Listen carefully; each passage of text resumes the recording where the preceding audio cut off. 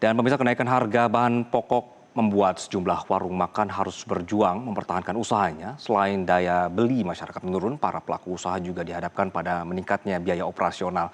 Lalu bagaimana pemilik warung bertahan di tengah meningkatnya harga bahan pokok? Berikut adalah liputan dari Fadila Syarafina dan juru kamera Haris Ramdhani. Ya, pemirsa, tentunya kenaikan dari berbagai bahan pangan dan juga bahan pokok ini dirasakan oleh seluruh lapisan masyarakat.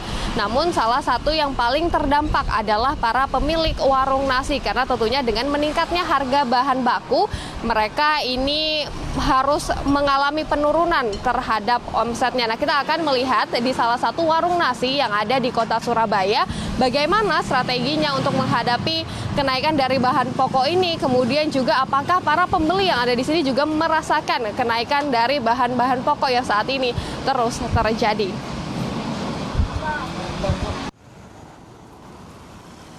Kenaikan harga bahan pokok tak hanya berdampak pada tingkat konsumen akhir atau rumah tangga, tapi juga bagi para pemilik warung makan yang harus berjuang mempertahankan usahanya karena biaya operasional yang kian merangkak naik.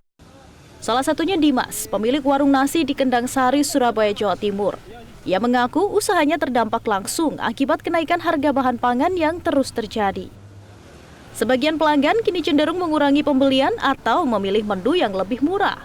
Kondisi ini menyebabkan omset warung menurun hingga ia terpaksa mengurangi jumlah karyawan untuk menekan biaya operasional. Untuk kenaikan harga pokok ya sangat merasakan ya Mbak, terutama kan kayak harga daging ini akhir-akhir ini kan naik juga, terus harga minyak ya hampir keseluruhan sih semuanya naik semua untuk di awal tahun ini.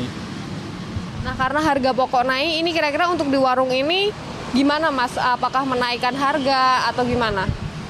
Kalau untuk itu, kalau ya namanya warung kaki lima ya Mbak ya, kalau untuk naikkan sih enggak, karena naik 1.000 aja itu pelanggan udah lari ya. Jadi untuk strateginya ya tahun ini ada pengurangan 1 karyawan juga, terus ya kalau dibandingkan sama tahun-tahun yang lalu jauh banget Mbak untuk penjualannya. Semisalnya bisa habis 15 kilo gitu ya, sekarang cuma 10 kilo gitu. Tak hanya pemilik warung, namun pembeli juga ikut kena imbasnya. Samosir, ia mengaku juga merasakan dampak kenaikan harga bahan pokok.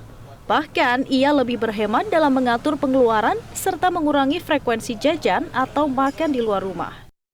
Sebenarnya sih merasakan ya, tahu juga kan harga makanan juga naik nih kelihatannya ya.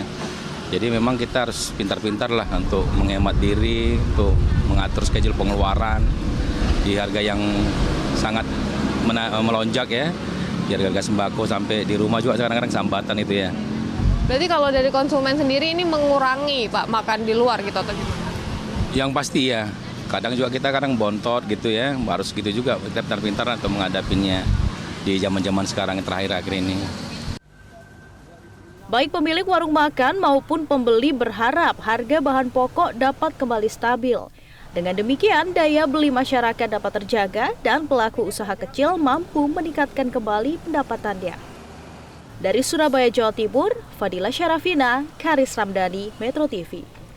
Jelajahi cara baru mendapatkan informasi. Download Metro TV Extend sekarang.